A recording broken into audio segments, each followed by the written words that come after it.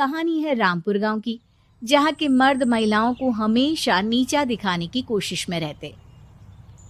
अरे अभी तक खाना नहीं आया, क्या मुझे एक और शादी करने की जरूरत है? नहीं जी नहीं, ऐसा मत करना, वरना मैं कहाँ जाऊंगी।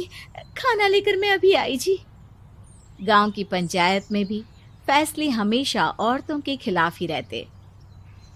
मैं जो फैसला सुनाता हूँ वो भगवान की आज्ञा होती है। इस लड़के ने अपने मन से शादी करके अच्छा नहीं किया। लड़के को घर भेज दो और इसकी शादी इसकी जाति की किसी लड़के से करवा दो, लेकिन ये लड़की, इसे तो गांव के बाहर निकाल दो। नहीं नहीं जमींदार साहब, ये क्या बोल रहे हैं? ऐसा नहीं हो सकता। मेरी बेटी मासूम है, इसे अच्छे बुरे की समझ नहीं है। अरे कहाँ जाएगी ये बेचारी? कहाँ जाएगी? इतनी चिंता है तो पूरे परिवार का गांव निकाला कर देते हैं। बेचारे पूरे बसे बसाए परिवार को गांव छोड़ना पड़ता है। चाहे जो हो, अगर बेटियों को कंट्रोल नहीं कर सकते तो गांव में रहने का कोई मतलब नहीं है। यहाँ औरतों को दब कर रहना होगा। कोई भी अपने हिसाब से कुछ नहीं कर सकता, सब ईश्वर की मर्जी से ही होगा। तभी गांव का एक आदमी दौड़ा दौड़ा आता है। सरपंच साहब, जमींदार साहब, वो कालिया है ना, उसकी बेटी पढ़ने के लिए शहर जा रही है। अच्छा, ये कब हो गया? और कालिया की हिम्मत कैसे हो गई ऐसा करने की? लेकर आओ उसे और उसकी बेटी को। बस फिर क्या था, हाजिर हो जाते हैं कालिया और उसकी बेटी सरपंच के सामने। अरे कालिया, ये क्या सुनने में आ रहा है? बेटी को इंजीनियर बना रहा है तू? और ये बता, गांव में तो स्कूल नहीं है, फिर कहां से इतनी क्लास पास कर गई तेरी बेटी? राधा, जो कि कालिया की बेटी है, उसे लगता है कि सरपंच उसकी तारीफ कर रहे हैं। सरपंच जी, मैंने ऑनलाइन पढ़ाई की है, डिस्टेंस लर्निंग से। सभी में मैंने अच्छे नंबर पाए हैं, जिसे देखते हुए शहर की इंजीनियरिंग कॉलेज में मुझे स्कॉलरशिप मिली है। वाह जी वाह, क्या होती है ये? पहले तो ये बताओ, फिर आगे की बात करते हैं। पूरा गांव राधा की बात सुन रहा था और राधा बोलती जा रही थी। तो ऐसे मैं फ्री में एक अच्छी शिक्षा लेकर गांव में जो कुछ परेशानियां हैं, जैसे बिजली, पानी और इंटरनेट जैसी समस्याओं के लिए काम करूंगी। मैं गांव को शहर से जोड़ने के लिए पुल का निर्माण करवाने का प्रस्ताव रखूंगी। मुझे पूरी उम्मीद है कि जल्द ही हमारा गांव भी तरक्की की राह पर चल पड़ेगा। राधा की बात सुनकर सारे गांव वाले ताली बजाने लगते हैं। सरपंच को समझ नहीं आता कि वो क्या करे।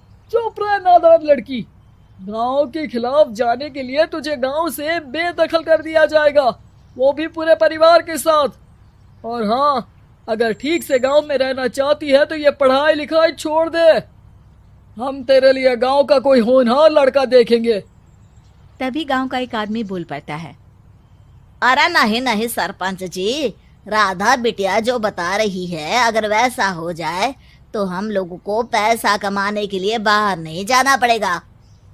हाँ जी, और ना ही कोसों दूर पानी के लिए भटकना पड़ेगा। हमारे बच्चे भी अच्छी पढ़ाई कर सकेंगे और आगे बढ़ेंगे, ना कि हमारी तरह खेती करते बैठेंगे। क्यों गांव वालों, राधा बिटिया का साथ देना चाहिए ना। सरपंच देखता है कि गांव राधा के साथ है तो वो चुप हो जाता है। वो घर आकर अपने सलाहकार से बात करता है, जो बहुत ही चालाक किस्म का इंसान होता है। अरे सरपंच साहब, आपको बहुत ही होशियारी से काम लेना पड़ेगा। एक बार गांव तरक्की कर गया, यहाँ के बालक पढ़ लिए तो कोई ना पूछेगा आपको। और फिर ये जो बेटा और बेटी है ना आपके, इनको भी आम लोगों की तरह ही जीवन जीना होगा। हाँ, लेकिन करे तो क्या करे? वो ना आप मुझ पर छोड़ दीजिए, बस मैं जैसा बोलूं करते जाइए। अगले रोज सुबह जब गांव वाले सोकर उठते हैं तो राधा के घर के बाहर और साथ ही वो लोग जिन्होंने राधा का सपोर्ट किया था, उनके घर के आगे लाल रंग से कल आऊंगी लिखा होता है। कल आऊंगी, यह क्या होता है? अरे यह तो खून से लिखा है, लगता है कोई भूत प्रेत या चुड़ैल का साया है। चलो सरपंच जी के पास चलते हैं। सभी सरपंच के पास जाकर उसे सारी बात बताते हैं। अरे ये तो बड़ी मुश्किल की बात है। चलो मैं एक बाबा को जानता हूँ, उन्हें बुला लेता हूँ। सरपंच बाबा को लेकर गांव के घर के बाहर जाता है। ओहो, तो ये वो चुड़ैल है जो उन लोगों को निशाना बनाते हैं जो गांव को बदलने का सपना देखते हैं। वो गांव को ऐसे ही संपन्न देखना चाहती है, वो नहीं चाहती कि कोई बाहरी यहाँ का कायाकल्प करे। क्या तुम लोगों में से किसी ने गांव को बदलने की सोच रखी है? तभी राधा की माँ रोते रोते आती है। मेरी राधा घर से गायब हो गई है। अरे कोई तो बचाओ, मेरी बच्ची कहाँ गई?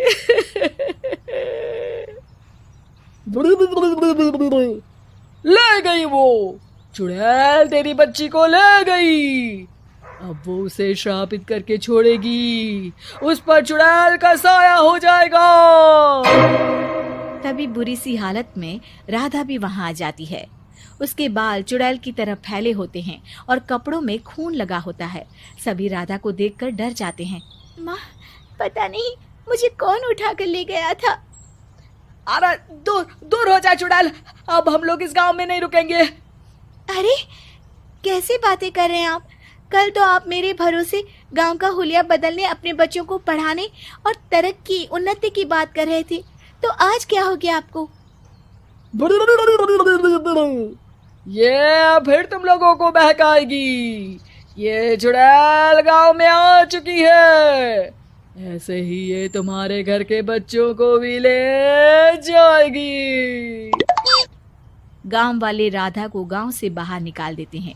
उसके माँ बाप रोते रहते हैं, लेकिन गांव वाले नहीं मानते।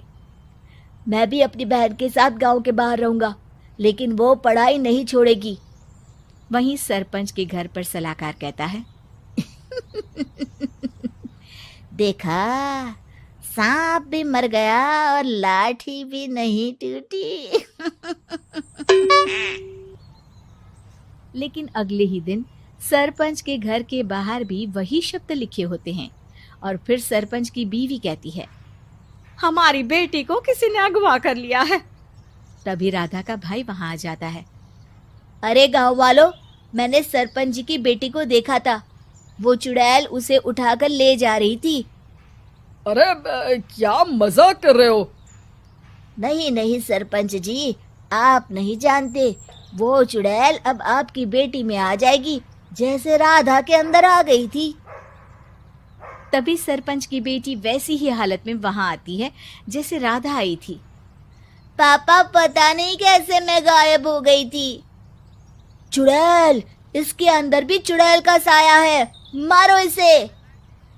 अरे नहीं नहीं, इसे भी राधा के पास गांव के बाहर ही भेज दो। अरे चुप रहो, मेरी बेटी कहीं नहीं जाएगी और चुड़ैल वुड़ैल कुछ नहीं होता है। अरे कैसे बात कर रहे हो सरपंच जी? आप तो बोल रहे थे कि आपका फैसला भगवान का ज्ञान होता है, तो अपने पर बात आई तो अब आप ऐसे बोल रहे हैं।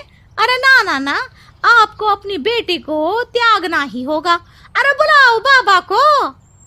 राधा का भाई बाबा को ले आता है, जिसे अब गांव वालों के डर के कारण सच बोलना पड़ता है। मैं कोई बाबा नहीं हूँ, मैं तो मोची था। ये सलाहकार महोदय ने मुझे कहा था एक्टिंग करने को। अब वो मुझे पैसे देने वाले हैं। अब मुझे माफ कर दो। गलती हो गई, मुझे माफ कर दो। तभी वहां राधा आ जाती है। देखा सरपंच जी, जब गांव के बच्चे साक्षर होंगे तो आप जैसे लोगों की चालाकी नहीं चलेगी।